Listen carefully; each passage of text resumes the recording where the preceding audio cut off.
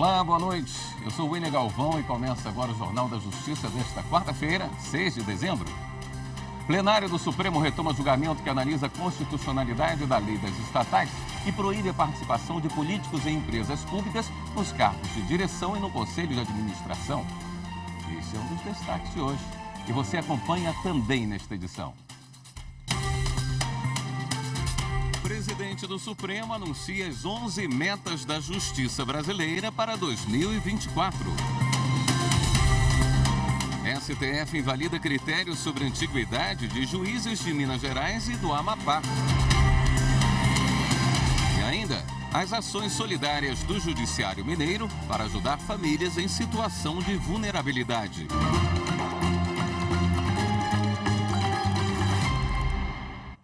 O presidente do Supremo, o ministro Luiz Roberto Barroso, abriu a sessão plenária de hoje falando sobre as 11 metas da Justiça brasileira para 2024, que foram anunciadas no 17º Encontro Nacional do Poder Judiciário, realizado em Salvador, na Bahia. A intenção é que os tribunais do país garantam à população um serviço mais rápido, eficiente e de qualidade. Meta 1, julgar mais processos que os distribuídos. Meta 2, julgar os processos mais antigos. Meta 3, estimular a conciliação. Meta 4, priorizar o julgamento dos processos relativos aos crimes contra a administração pública, à improbidade administrativa e aos ilícitos eleitorais. Meta 5, reduzir a taxa de congestionamento, exceto execuções fiscais. Meta 6, priorizar o julgamento das ações coletivas. Meta 7, priorizar o julgamento dos processos dos recursos repetitivos. Meta 8, priorizar o julgamento dos processos relacionados ao feminicídio e à violência doméstica e familiar contra as mulheres. Meta 9, estimular a inovação no Poder Judiciário. Meta 10, impulsionar os processos de ações ambientais. E a meta 11, julgar com preferência os processos relacionados à infância e à juventude.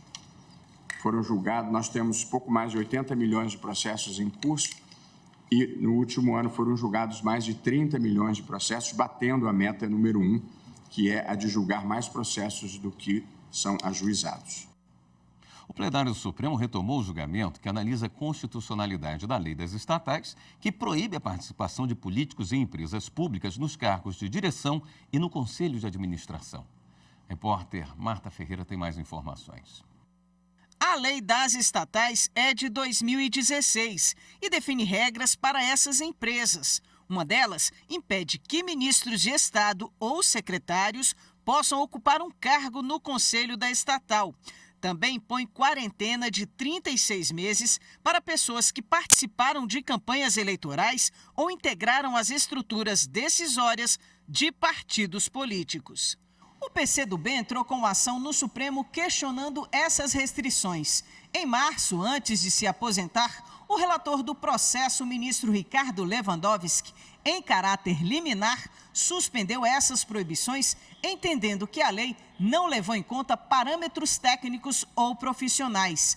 Agora, o plenário analisa o mérito do caso para definir se esses trechos da lei das estatais são válidos ou se devem ser derrubados. O julgamento foi retomado nesta tarde com o voto do ministro André Mendonça, que havia pedido vista. O voto do ministro Ricardo Lewandowski, dando parcial procedência à ação, foi mantido. Mendonça divergiu do relator, entendendo que as restrições são constitucionais. Penso eu que, se ela pode ser melhorada, não é ônus do Supremo Tribunal Federal retirar, por inconstitucionalidade, algo que foi construído para trazer boa governança na administração pública. Repito, não pessoalizando, não são as pessoas, são as situações de risco a que se pode submeter pessoas. Então, nesse sentido, senhor presidente e eminentes pares, com a devida vênia aos entendimentos, em contrário, eu divergindo do eminente relator, eu julgo improcedente o pedido, reconhecendo a constitucionalidade dos dispositivos questionados, já que mencionados. O ministro Cristiano Zanin, que entrou no lugar de Ricardo Lewandowski, não vota. Na sequência, o ministro Nunes Marques pediu vista e o julgamento foi suspenso.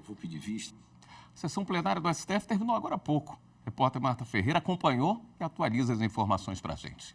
Boa noite, Marta. Boa noite, William. Boa noite a todos. Na segunda parte da sessão, o plenário começou a julgar ações que pedem providências à União na elaboração de um plano de combate a queimadas no Pantanal e na Amazônia. Essas ações foram propostas por 4 partidos e o objetivo é evitar a destruição ocorrida no Pantanal em 2020. Eles alegam a violação de diversos princípios constitucionais, como, por exemplo, o direito à defesa do meio ambiente. Hoje houve 4 sustentações orais, depois o julgamento foi suspenso e será retomado amanhã com a segunda parte das sustentações orais. O relator dessas ações é o ministro André Mendonça. William. Obrigado, Marta. O Supremo Tribunal Federal invalidou critérios sobre a antiguidade de magistrados de Minas e do Amapá no caso de desempate para a promoção. Os detalhes com o repórter Renato Rosa. As 2 ações foram apresentadas pela Procuradoria-Geral da República. O relator, ministro Nunes Marques, destacou que somente lei complementar de iniciativa do Supremo pode dispor sobre o Estatuto da Magistratura. Até que essa norma seja editada, o tema é disciplinado pela LOMAN, Lei Orgânica da Magistratura Nacional. O ministro explicou que no caso de empate no quesito antiguidade, a LOMAN estabelece a precedência do juiz mais antigo na carreira. Já as normas de Minas e do Amapá fixam como critério o maior tempo de serviço público prestado ao Estado e o tempo exercido em cargo público efetivo, e não apenas na magistratura. Por unanimidade, os ministros seguiram o relator contra as leis estaduais. O julgamento foi no plenário virtual. E o ministro Luiz Roberto Barroso, presidente do Supremo, assinou hoje acordos de cooperação técnica entre o STF, a CAPES, Instituição de Incentivo à Pesquisa Acadêmica, e a Biblioteca Nacional. Amanda Mustafa tem as informações. Com os convênios, os 2 órgãos se tornaram parceiros do Supremo Tribunal Federal no programa de combate à desinformação da Corte. O acordo prevê a utilização das estruturas da CAPES e da Biblioteca Nacional para pesquisar e buscar formas de combater a divulgação de notícias falsas.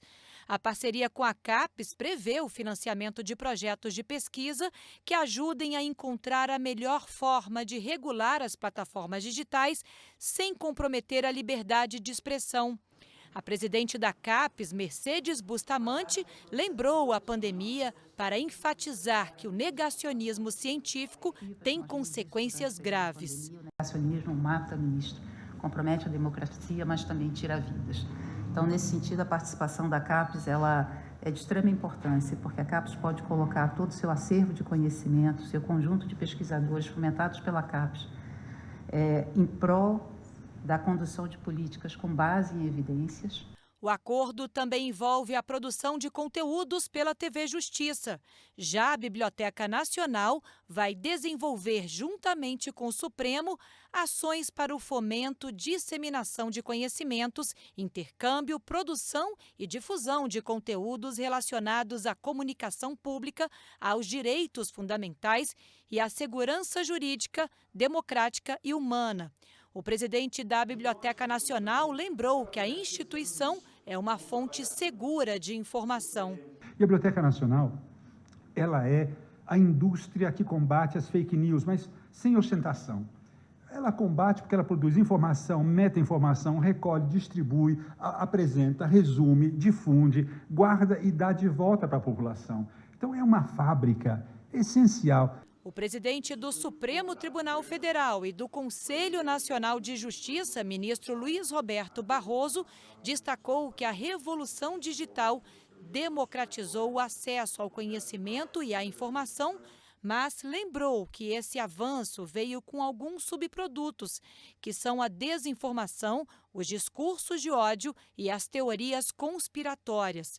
Segundo Barroso, esse acordo é mais um esforço para fazer com que as pessoas se conscientizem de que passar informações falsas pode fazer mal aos outros. As pessoas precisam ser educadas a não repassarem as informações falsas, a não repassarem informações cuja autenticidade não tenham conhecimento. Eu mesmo gosto de repetir uma frase: é preciso fazer, presidente, que mentir volte a ser errado de novo. Mentir não é uma forma de desenvolver narrativas que atendam aos pontos de vista que as pessoas tenham. A seguir, a gente fala sobre a operação da Polícia Federal para combater a organização criminosa que provocou o maior desmatamento do bioma amazônico. Voltamos em instantes.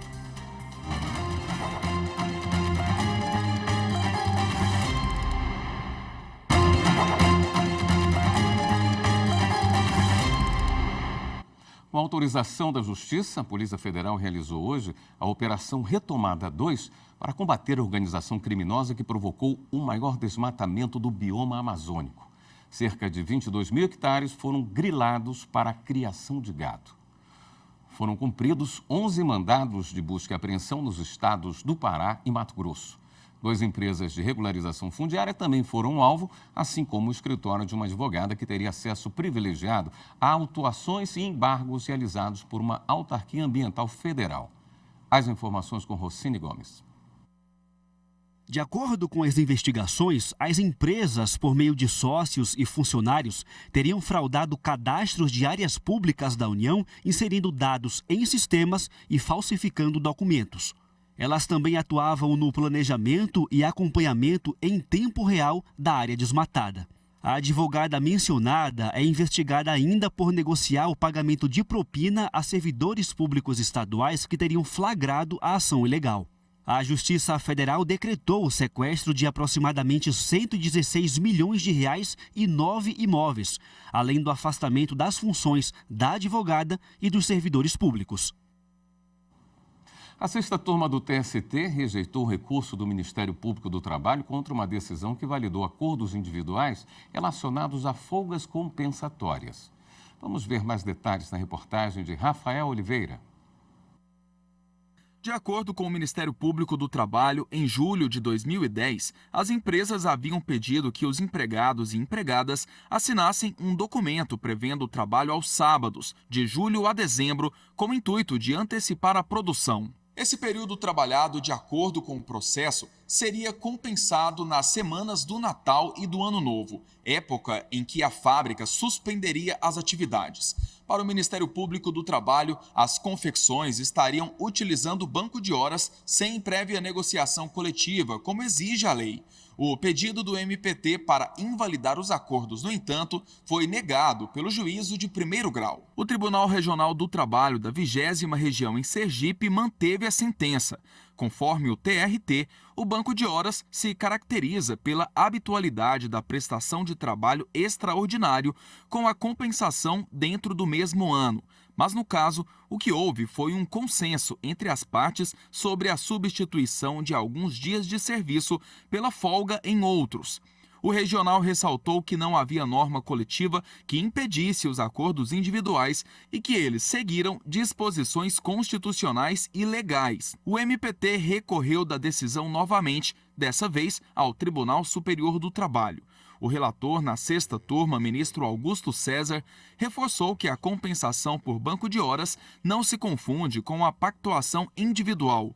Além disso, a modalidade adotada tinha objetivo específico com vantagens aos empregados. Ele trata de uma situação em que o trabalho em alguns sábados, das 7 às 16, com intervalo, foi compensado com a ausência de trabalho no período de 19 de dezembro a 28 de dezembro, isso em 2011.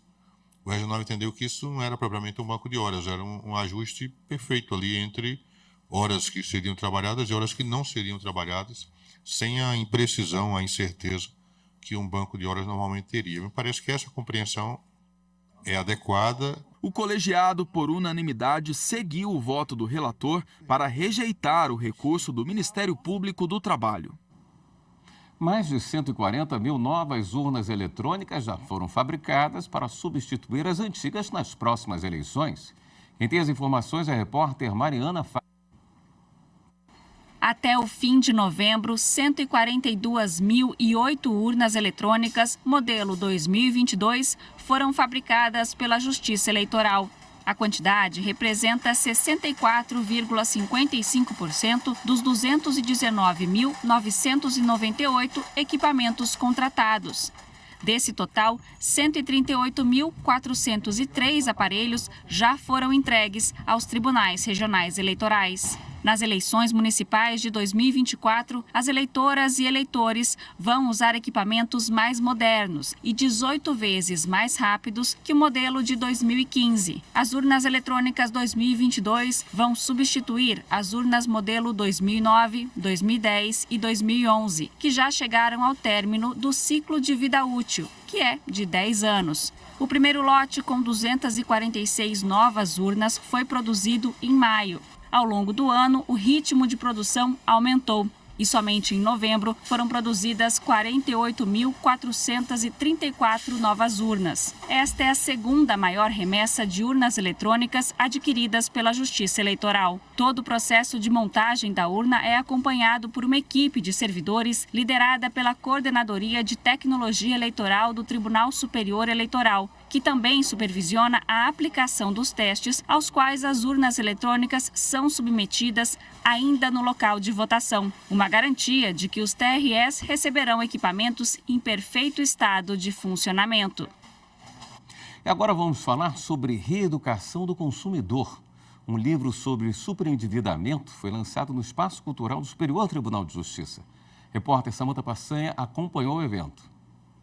O livro Superendividamento dos Consumidores, Aspectos Materiais e Processuais tem prefácio do ministro Marco Butzi, que também coordena o lançamento do livro com a professora Cláudia Lima Marques, a juíza de direito auxiliar da presidência do Supremo Tribunal Federal, Trícia Navarro Xavier Cabral, e a advogada Juliana Lóz de Andrade.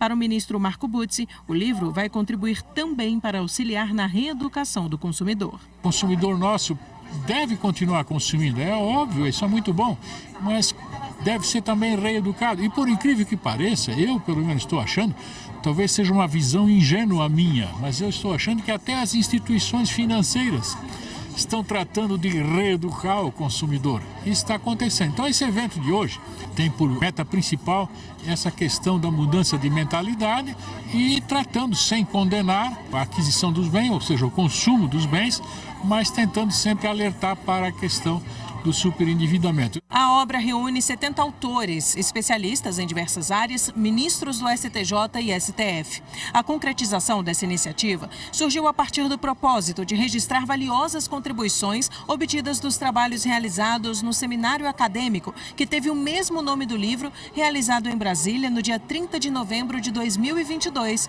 aqui no auditório do Superior Tribunal de Justiça.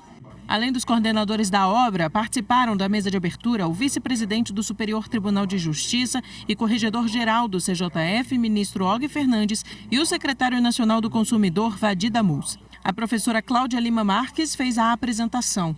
Ela explica que o superendividamento é uma espécie de doença da sociedade de consumo e que, por isso, o livro traz uma análise multidisciplinar sobre o tema, inclusive a Lei 14.181 de 2021, que previne o superendividamento. O superendividamento é um fenômeno mundial, não é só um fenômeno brasileiro.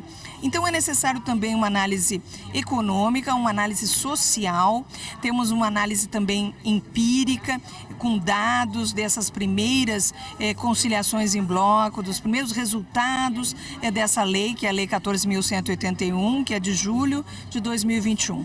Então me parece que é um livro único, muito importante, para que essa nova lei tenha ainda maior efetividade na prática. A seguir, a gente fala sobre ações do Judiciário Mineiro para apoiar famílias em situação de vulnerabilidade. Voltamos lá.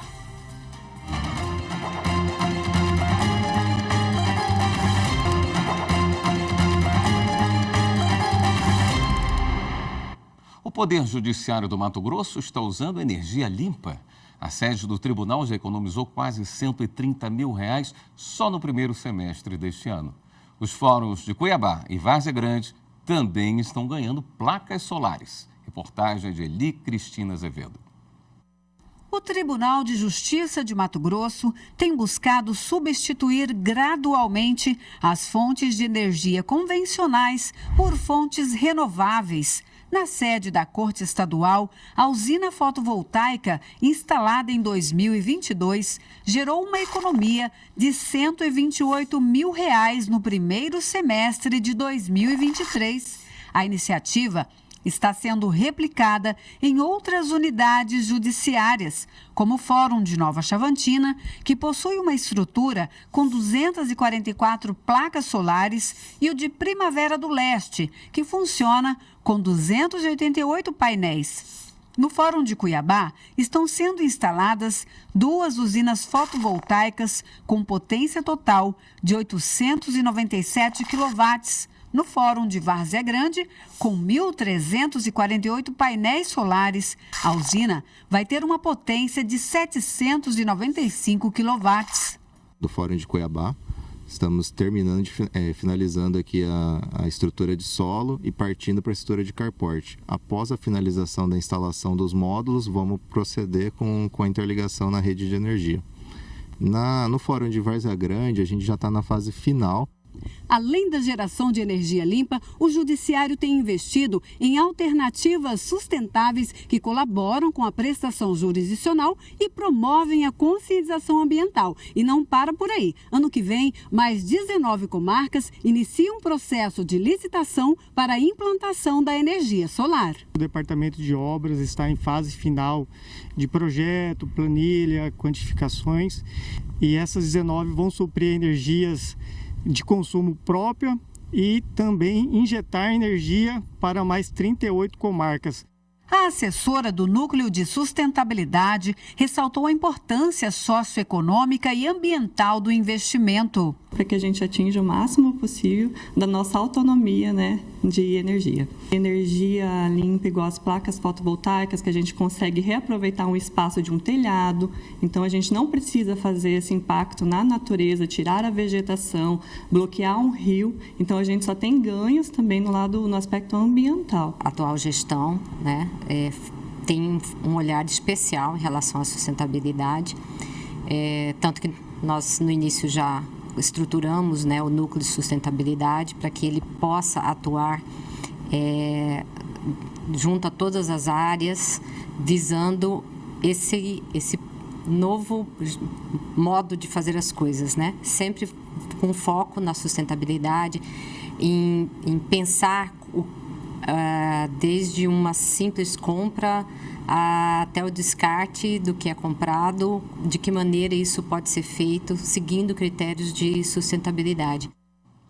Em Minas Gerais, servidores e terceirizados do Tribunal de Justiça realizam ações solidárias para melhor atender famílias em situação de vulnerabilidade.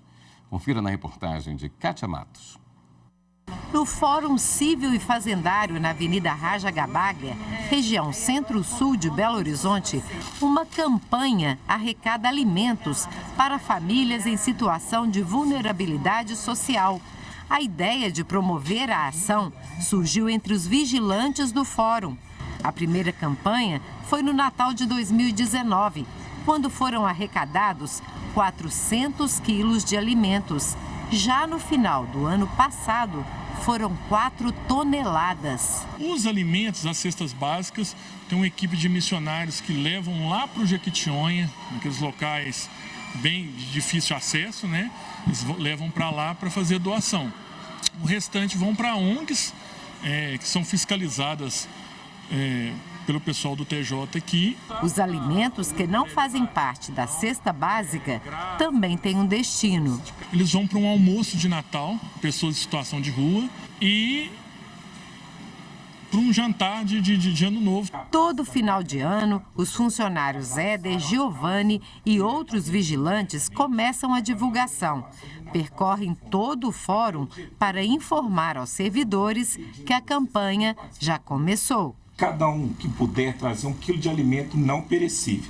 A satisfação não é só de quem recebe a ajuda, mas principalmente de quem a proporciona. Aquele sentimento de ajudar mesmo, de sentir a dor do outro e poder colaborar em suas necessidades. Aqui no Tribunal de Justiça de Minas Gerais existe um núcleo de voluntariado que desenvolve ações solidárias o ano inteiro. Com a proximidade do Natal, o servidor voluntário se torna o Papai Noel das crianças que enviam cartinhas para os Correios.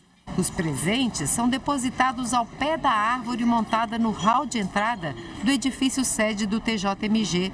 O núcleo de voluntariado do tribunal foi criado em 2016.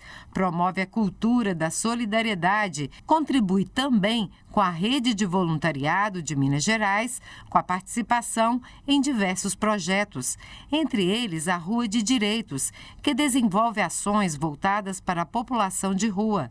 O projeto Caminhos, que busca dar acesso ao trabalho, à arte e à cultura para pessoas em situação de vulnerabilidade social.